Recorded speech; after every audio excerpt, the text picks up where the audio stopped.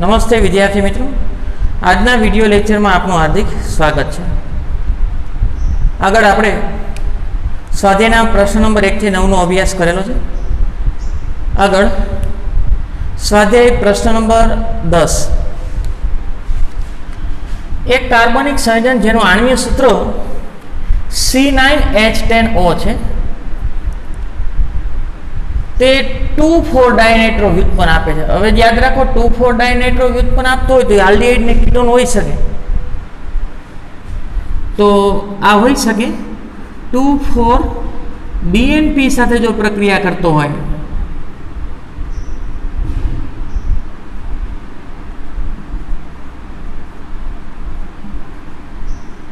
एटले आल्डिहाइड ने कीटोन बे होय।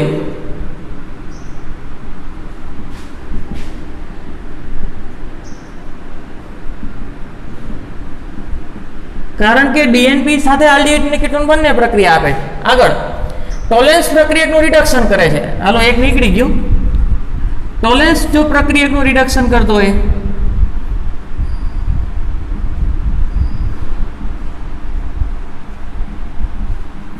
માટે અમે આલ્ડિહાઇડ જ હોય તો આનું આ અણુસૂત્ર છે આપણું આલ્ડિહાઇડ હશે। કારણ કે એને એવું કીધું કે ટોલેન્સ પ્રક્રિયાનું રિડક્શન કરી શકે, તો ટોલેન્સ પ્રક્રિયાનું રિડક્શન તો માત્ર આલ્ડિહાઇડ કરી શકે। આગળ કેનિજારો પ્રક્રિયા કરે છે। કેનિજારો પ્રક્રિયા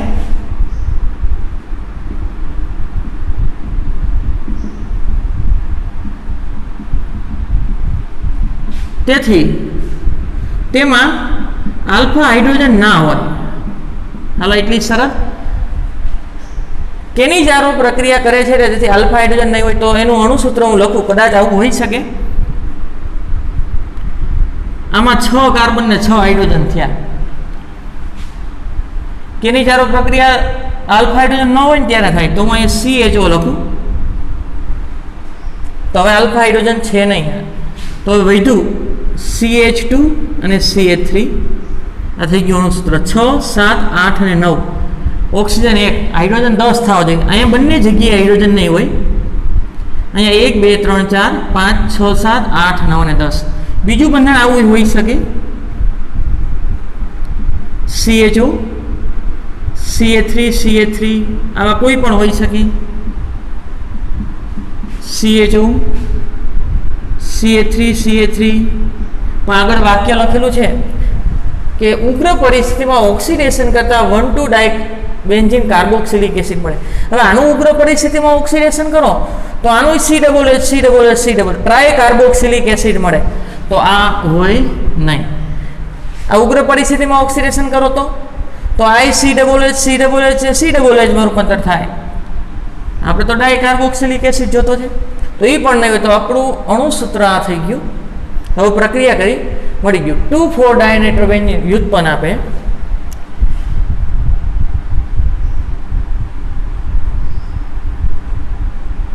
CHO, CH2 અને CH3 તેની પ્રક્રિયા પેલા આની સાથે કરી 2,4-डायनाइट्रो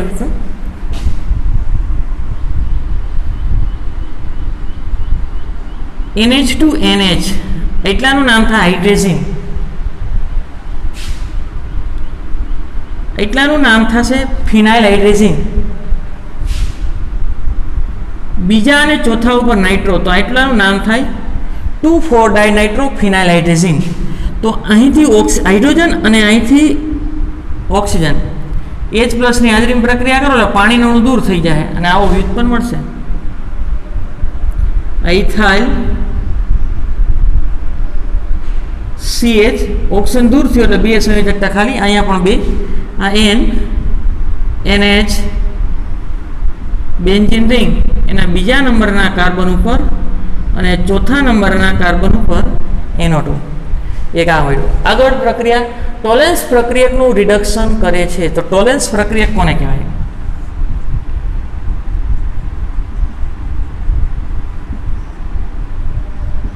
એમોનિયા યુક્ત સિલ્વર નાઇટ્રેટ એને ટોલેન્સ પ્રક્રિયા કહેવાય। તો આલ્ડિહાઇડ 2 મોલ Ag Na3Y કાઉન્સ ઉપર પ્લસ ચાર્જ અને પ્લસ 3 મોલ OH માઇનસ. આને ટોલેન્સ પ્રક્રિયક તરીકે ઓળખાય. આ ટોલેન્સ પ્રક્રિયક છે આલ્ડિહાઇડનું ઓક્સિડેશન કરે અને કાર્બોક્સિલેટેડ આયનમાં રૂપાંતર થાય. આનું નામ CH2CH3.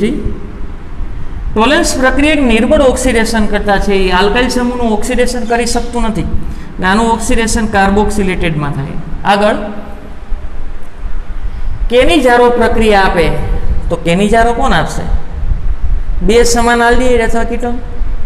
તો આ લઈ લો, કેનિજારો પ્રક્રિયા કરી નાખું.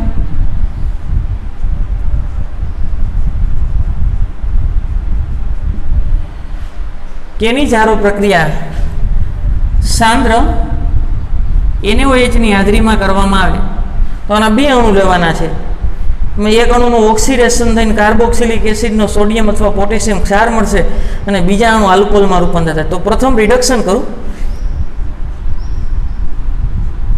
આ ભાગ એમનો CH2CH3 અને આનું રૂપાંતર આલ્કોહોલમાં એટલે કે CH2OH આમાં રૂપાંતર થાય.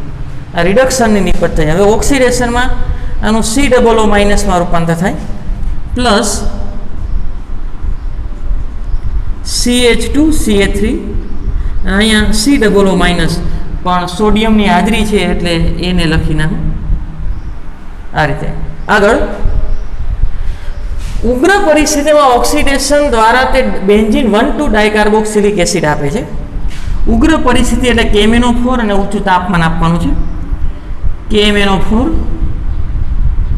KOH. ઉગ્ર પરિસ્થિતિમાં ઓક્સિડેશન કરો.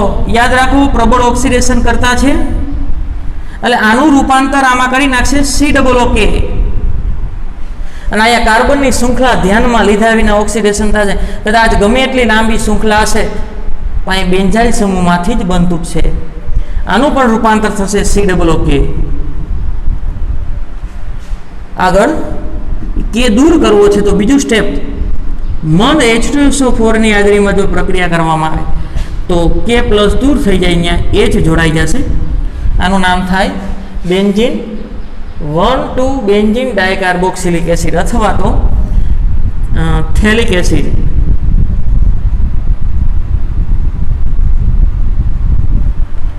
ઉગ્ર પરિસ્થિતિમાં કીધું છે એટલે તાપમાન ઊંચું આપવું જોઈએ ત્યારે જ આ પ્રક્રિયા થશે. તો આ સંયોજનને ઓળખો. તો આ સંયોજન એટલે કે આ બંધારણ થયું એનું નામ આપી દે. એ સંયોજન શું હોય તો એટલાને ઇથાઇલ કહેવાય. તો 2 ઇથાઇલ બેન્ઝીન કાર્બાલ્ડિહાઇડ અથવા બેન્ઝાલ્ડિહાઇડ. સ્પર્ધાત્મક પરીક્ષા માટે આવા પ્રશ્ન ખાસ. આગળ પ્રશ્ન નંબર 11 તે પણ IMP જ છે. એક કાર્બનિક સંયોજન એ આણ્વીય સૂત્ર ખાસ યાદ રાખવું. ધોરણ 11 ની અંદર આણ્વીય સૂત્ર ઉપરથી ક્રિયાશીલ સમૂહ ઓળખવા માટે આપણે શીખવાડેલું હતું. જો 2 ઓક્સિજન હોય તો કાર્બોક્સિલિક એસિડ અથવા એસ્ટર હોય. આગળ તે મંદ સલ્ફ્યુરિક એસિડ સાથે જળ વિભાજન પામીને કાર્બોક્સિલિક એસિડ આપે છે. તો જળ વિભાજન પછી કાર્બોક્સિલિક એસિડ આપે છે તો શરૂઆતમાં કાર્બોક્સિલિક એસિડ ન હોય. યાદ રાખો 2 ઓક્સિજન હોય તો અણુ છે એ કાર્બોક્સિલિક એસિડ અથવા તો એસ્ટર હોય. પણ જળ વિભાજન પછી કાર્બોક્સિલિક એસિડ આપે છે તો આ અણુ છે એ અહીંયા 8 કાર્બન છે. આ અણુ છે એ એસ્ટર હશે. તો એસ્ટરના બંધારણ લોકો ઘણા બધા એસ્ટર હોઈ શકે.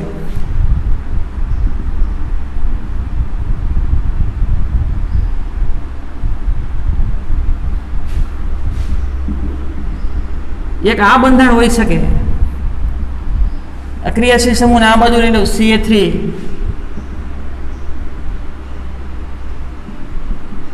1 2 3 4 5 આ 6 આ 7 અને 8 એક આ હોઈ શકે. 1 2 3 4 5 6 7 8. ત્રીજું બંધારણ અહીંયા 2 કાર્બન મૂકીને હોઈ શકે.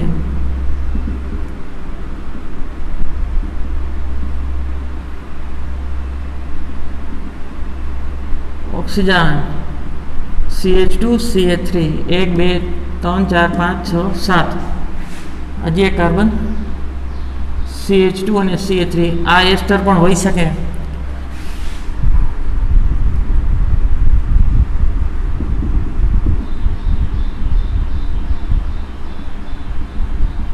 અને આ એસ્ટર પણ હોઈ શકે, ઘણા હોઈ શકે. પછી હજી કાર્બનને ઓલી બાજુ લઈ લો, આ બાજુ લઈ લો, તો આ બધાના અણુસૂત્ર આ જ થાય છે, C8H16O. આગળ એની મંદ સલ્ફ્યુરિક એસિડ સાથે પ્રક્રિયા કરું તો કાર્બોક્સિલિક એસિડ અને આલ્કોહોલ આપે. અને બધાનું એસ્ટર છે, એસ્ટરના જળ વિભાજનથી શું મળે? કાર્બોક્સિલિક એસિડ અને આલ્કોહોલ મળે, બધા એમાંથી મળશે. આગળ ક્રોમિક એસિડ વડે સીના જળ વિભાજનથી ક્રોમિક એસિડ વડે આલ્કોહોલ મળે છે, એનું જળ વિભાજન કરતાં પાછું બી મળ્યું. તો યાદ રાખો, બી અને સીના અણુસૂત્ર જો સરખા હોય તો બંનેમાં સમાન કાર્બન સંખ્યા હોય, બંનેમાં સમાન કાર્બન સંખ્યા હોય. તો આમાંથી એસ્ટર એવો પસંદ કરો કે કાર્બોક્સિલિક એસિડ અને આલ્કોહોલમાં બંનેમાં સમાન કાર્બન આવે. જો હું અહીંથી બંધ તોડું તો આલ્કોહોલમાં રૂપાંતર થવાનું છે, એટલે એમાં એક કાર્બન આવ્યું અને આમાં 7 આવ્યા, તો એ ન હોઈ શકે. આગળ જો અહીંથી બંધ તોડું તો આલ્કોહોલમાં રૂપાંતર થાય, આ કાર્બોક્સિલિક એસિડમાં રૂપાંતર થાય, તો આલ્કોહોલમાં 3 કાર્બન આવે છે, આમાં 5 નહીં. જો અહીંથી બંધ તોડું તો આલ્કોહોલમાં 2, આમાં 6, એ પણ બંધારણ ન હોઈ શકે. અને આમાંથી હું જો બંધ તોડું પ્રક્રિયા કરી તો આ બાજુ 4 કાર્બન ને આ બાજુ 4, તો સમાન કાર્બન થયા કાર્બોક્સિલિક એસિડ અને આલ્કોહોલમાં. પહેલાં તો આનું નામ લખી લઉં. આપણું અણુસૂત્ર આ ફાઇનલ થઈ ગયું છે. હવે આ 1, 2, 3 અને 4 એટલાનું નામ થાય N-બ્યુટાઇલ. N-બ્યુટાઇલ 1, 2, 3 ને 4 બ્યુટેનોએટ. તેને જળ વિભાજન કરવાનું છે. પ્રતિવર્તી પ્રક્રિયા H+ ની હાજરીમાં જળ વિભાજન. તો અહીંથી બંધ તોડી નાખો, Ca3 2 2 C11O, અહીંયા OH ને બીજું બંધારણ Ca3 CH2 CH2 CH2OH. આનું નામ બ્યુટેનોલ અને આનું બ્યુટેનોઇક એસિડ. હાલો આગળ. જળ વિભાજન પામી અને એક કાર્બોક્સિલિક એસિડ આપે છે. કાર્બોક્સિલિક એસિડને હું બી કહું. આગળ આલ્કોહોલ આપે છે, આલ્કોહોલને હું આ સી કીધું. આગળ જે સી છે એનું ક્રોમિક એસિડ વડે ઓક્સિડેશન કરવાનું છે, આ સી બંધારણ. એને અહીં લઈ લો, Ca3 CH2 2 2 અને OH. આ સી બંધારણ છે, એનું ક્રોમિક એસિડ ઓક્સિડેશન કરવાનું છે. ક્રોમિક acid CrO2 Cl2 sorry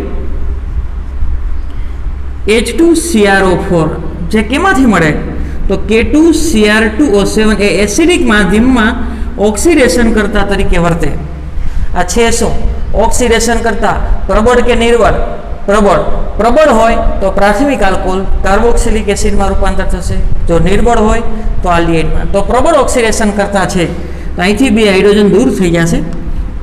Ca3 2 2 ત્યાં ઓક્સિજનનો ઉમેરો થયો, ઓક્સિજનનો ઉમેરો થવાની ક્રિયાને ઓક્સિડેશન કહેવાય. આનું નામ બ્યુટેનોઇક એસિડ.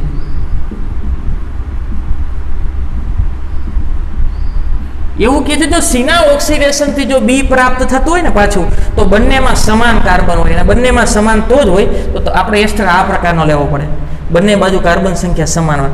પહેલાં શરૂઆતમાં આપણને ખબર નહોતી એટલે ઘણા આપણે એસ્ટર વિચારેલા હતા.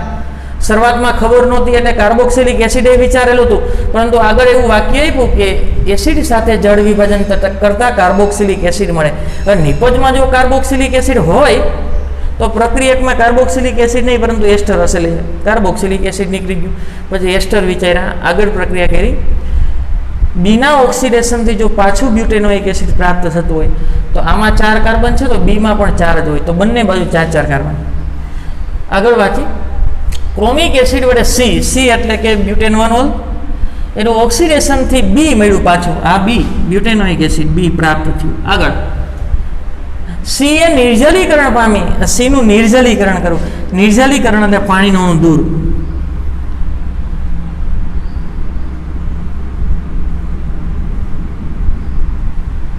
H+ આપી દો એટલે નિર્જલીકરણ થઈ જશે. અહીંથી OH સોરી અહીંથી OH અને બાજુના કાર્બન ઉપરથી H, પાણીનો અણુ દૂર કરજો તો આવું થશે. Ca3 CH2 CH, અહીંથી OH દૂર થયો છે અને અહીંથી H, તો બંને વચ્ચે ડબલ બોન્ડ. શું પ્રાપ્ત થયું? બ્યુટ 1 ઇન. 1 2 3 4 બ્યુટ 1 ઇન. અહીં સમાવેશ રાસાયણિક પ્રક્રિયા સમીકરણ લખો. તો આપણે બધાના સમીકરણ લખ્યા. પ્રશ્ન નંબર 12, નીચે દર્શાવેલા સંયોજનને કૌંસમાં સૂચવેલા તેમના ગુણધર્મ આપેલા છે. એ ગુણધર્મને આધારે ચડતા ક્રમમાં ગોઠવવાના છે. તો પહેલા એસિટાલ્ડિહાઇડનું બંધારણ લખું. પહેલા CA3CHO, આ એસિટાલ્ડિહાઇડનું બંધારણ.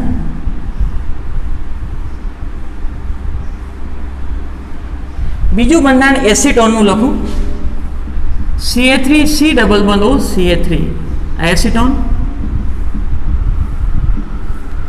આગળ ડાઇતૃતીયક બ્યુટાઇલ કીટોન. તો સૌ પ્રથમ કીટોનનું બંધારણ લખો. કીટોન એટલે C ડબલ બોન્ડ O, 2 વખત તૃતીયક બ્યુટાઇલ છે એટલાને તૃતીયક બ્યુટાઇલ કહેવાય. CA3 અને CA3 એટલાને તૃતીયક બ્યુટાઇલ. પણ 2 વખત છે તો આ બાજુ પણ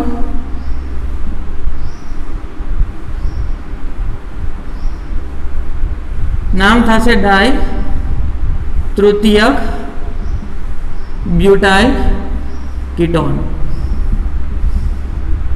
આગળ મિથાઇલ તૃતીયક બ્યુટાઇલ કીટોન. સૌ પ્રથમ કીટોનનું બંધારણ લખો. C ડબલ બોન્ડ O, એક બાજુ મિથાઇલ અને બીજી બાજુ તૃતીયક બ્યુટાઇલ.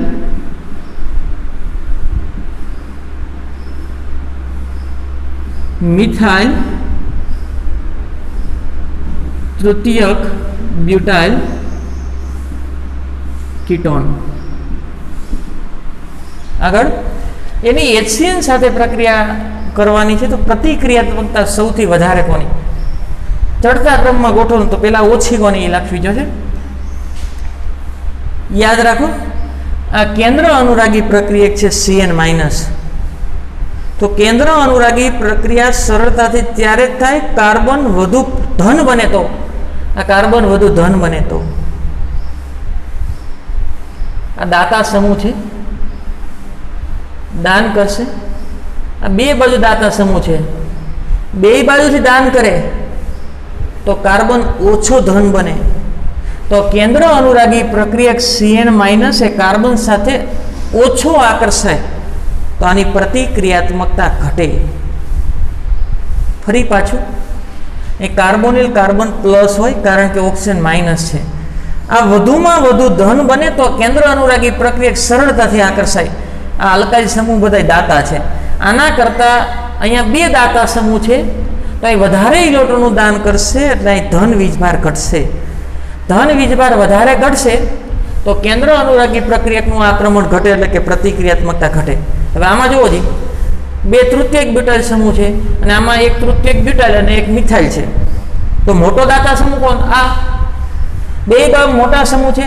વધારે ઇલેક્ટ્રોનનું દાન કરે તો ધન વીજભાર સૌથી ઓછામાં ઓછો થશે.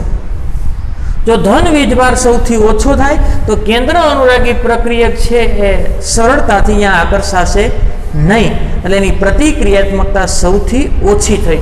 તો ચડતા ક્રમમાં ગોઠવણ તો સૌ પ્રથમ આ આવે CA3C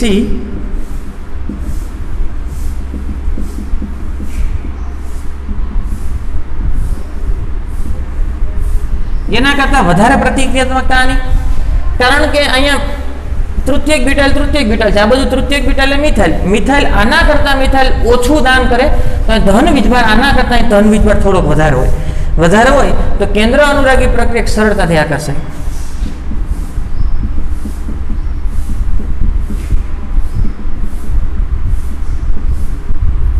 આગળ અહીં 2 આલ્કાઇલ સમૂહ છે તો એના કરતાં વધારે પ્રતિક્રિયાત્મકતા. સૌથી વધારે પ્રતિક્રિયાના એસિટાલ્ડિહાઇડની, કારણ કે એક જ મિથાઇલ સમૂહ છે, સૌથી નાનો સમૂહ છે, દાન ઓછું કરે તો કેન્દ્ર આને કાર્બનિલ કાર્બન ઉપર ધન વીજભારની માત્રા સૌથી વધારે હોય. એસિડની પ્રબળતાના ક્રમમાં ગોઠવવાનું છે. સૌ પ્રથમ તો જે બંધારણ આપ્યા છે એને થોડાક છૂટા લખી નાખી. આ Br છે, આ કાર્બન સાથે છે, આ રીતે CA3 2 CH C આ Br છે આ કાર્બન સાથે છે અને COOH. આગળ આ Br છે આ કાર્બન સાથે છૂટું લખી નાખું.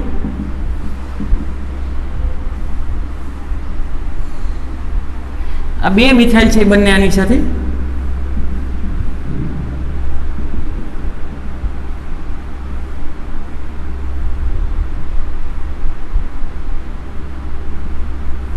અને એક આ બંધારણ.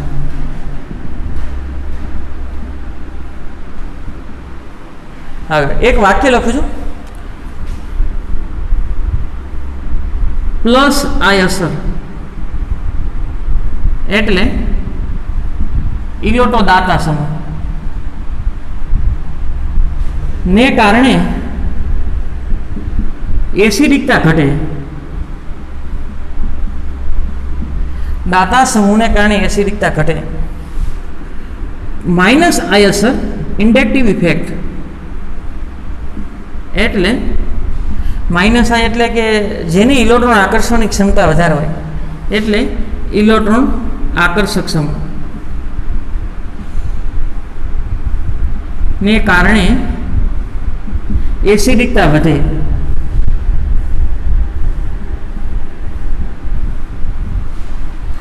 તો ઉપરના બંધારણમાંથી પહેલા તો દાતા સમૂહ ને આકર્ષક સમૂહ ગોતી લઈ. બધામાં 4 કાર્બન છે પહેલા તો, બરોબર. આમાં માત્ર દાતા સમૂહ છે એટલે પ્લસ આઈ અસર, આમાં પ્લસ આઈ અસર. હવે એ ચેક કરો તમે, પ્લસ આઈ અસર એટલે ઇલેક્ટ્રોન દાતા. હવે આઈ દાન કરે છે અને આ પણ દાન કરે છે, તો પ્રોપાઇલ અને આઇસોપ્રોપાઇલ જે COOH ની સૌથી વધારે નજીક હોય એ વધારે દાન કરી શકે. તો પ્રોપાઇલ કરતા આ આઇસોપ્રોપાઇલની દાન કરવાની વૃત્તિ વધારે, તો વધારે દાન કરશે તો એસિડિકતા સૌથી ઓછી આની થશે. આ Br સમૂહ અને આ Br સમૂહ છે એ માઇનસ આઈ અસર દર્શાવે.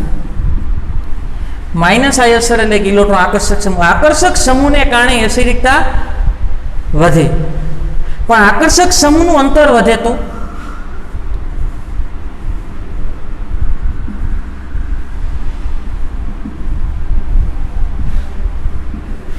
એસિડિકતા ઘટે. યાદ રાખો, આ પણ આકર્ષક સમૂહ છે, આ પણ આકર્ષક સમૂહ છે. આકર્ષક સમૂહને કારણે એસિડિકતા વધે, પણ એ આકર્ષક સમૂહ અહીંયા COOH ની 3જા નંબરના કાર્બન ઉપર છે ને અહીંયા બીજા નંબર. તો આકર્ષવાની વૃત્તિ ક્યાં વધારે થઈ? અહીંયા આકર્ષવાની વૃત્તિ વધારે. આકર્ષક સમૂહને કારણે તો એસિડિકતા વધે છે, તો આકર્ષવાની વૃત્તિ વધારે તો એસિડિકતા વધે. પણ આકર્ષક સમૂહનું અંતર વધી જાય તો અહીંયા બીજા નંબરના કાર્બન ઉપર છે ને અહીં 3જા ઉપર આકર્ષક સમૂહનું અંતર વધી ગયું, કે આકર્ષક સમૂહ દૂર વહી ગયો, તો આકર્ષવાની વૃત્તિ ઘટે તો એસિડિકતા ઘટે. તો સૌથી ઓછામાં ઓછી ચડતા ક્રમમાં કીધું છે, તો સૌથી ઓછામાં ઓછી દાતા સમૂહને કારણે એસિડિકતા સૌથી ઘટે, ઓછી. દાતા સમૂહને કારણે એસિડિકતા ઘટે. આઈ દાતા છે ને આઈ દાતા આના કરતાં વધારે દાન કરશે, તો આની એસિડિકતા સૌથી ઓછી. તો CH3CH CH3COOH એના કરતાં વધારે આની એસિડિકતા.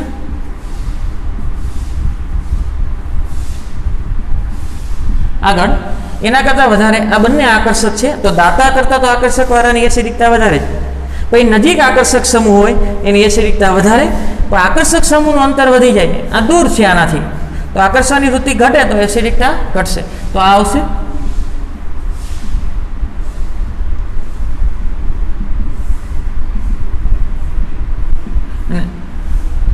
સોરી, આ આવશે. અને સૌથી વધારાની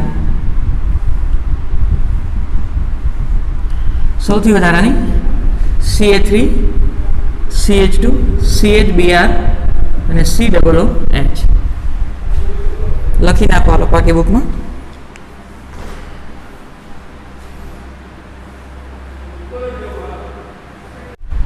આગળ એસિડિક પ્રબળતા જ આપણે ગણવાની છે.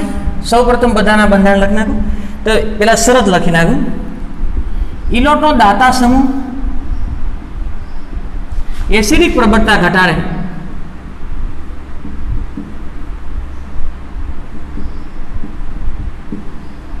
બીજું, ઇલેક્ટ્રોન આકર્ષક સમૂહ એસિડિક પ્રબળતા વધારે અને આકર્ષક સમૂહની સંખ્યા વધે તો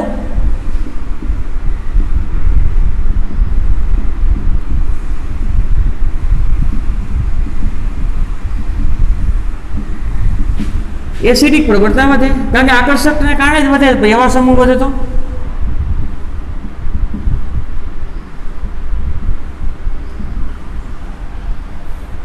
આગળ તો સૌ પ્રથમ તો બધાના બંધારણ લખી નાખે. બેન્ઝોઇક એસિડ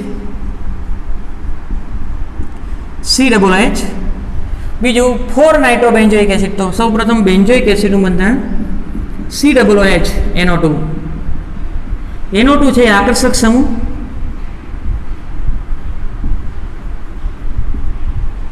NO2 છે એ આકર્ષક સમૂહ છે. તો આકર્ષક સમૂહ એસિડિક પ્રબળતા વધારે. અહીં એક પણ આકર્ષક સમૂહ નથી ને અહીંયા છે, તો આના કરતાં તો આની એસિડિક પ્રબળતા શું થશે? વધારે. આગળ બીજું બંધારણ two four dinitrobenzoic acid. Two four dinitrobenzoic acid NO2 two four dinitrobenzoic acid. એક જ મિનિટ, 3,4 છે. 3,4-ડાયનાઇટ્રોબેન્ઝોઇક એસિડ આ પણ આકર્ષક સમૂહ છે. તો આકર્ષક સમૂહની સંખ્યા વધે. અહીં એક હતી ને અહીં 2 છે, તો આના કરતાં પણ આની એસિડિકતા વધારે. આગળ 4-મિથોક્સીબેન્ઝોઇક એસિડ. બેન્ઝોઇક એસિડનું બંધારણ સૌપ્રથમ COOH અને એના ચોથા સ્થાન ઉપર મિથોક્સી OCH3. આ સમૂહ છે એ લોટો દાતા છે. આ દાતા સમૂહને કારણે એસિડિકતા બેન્ઝોઇક એસિડની હોય એના કરતાં પણ ઘટી જાય. દાતા સમૂહ છે એસિડિક પ્રબળતા ઘટાડે, તો આની સૌથી ઓછી. તો સૌ પ્રથમ એ લખું COOH આની એસિડિક પ્રબળતા સૌથી ઓછી. તેના કરતાં જેમાં આકર્ષક સમૂહ કે દાતા સમૂહ નથી એની વધારે થાય. COOH એની વધારે. આકર્ષક સમૂહને કારણે હોય એના કરતાં પણ વધે.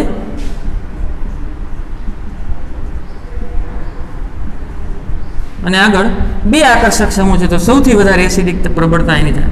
તો ચડતા ક્રમમાં આ રીતે લખી શકાય. તમારે ખાલી 2 વાક્ય યાદ રાખવાના છે, આકર્ષક સમૂહ અને દાતા સમૂહ. જો આકર્ષક સમૂહ હોય તો એસિડિક પ્રબળતા વધશે, અને જો ઇલેક્ટ્રોન દાતા સમૂહ હશે તો એસિડિક પ્રબળતા ઘટશે. અને બીજું, આકર્ષક સમૂહની સંખ્યા વધે તો એસિડિક પ્રબળતામાં વધારો થશે.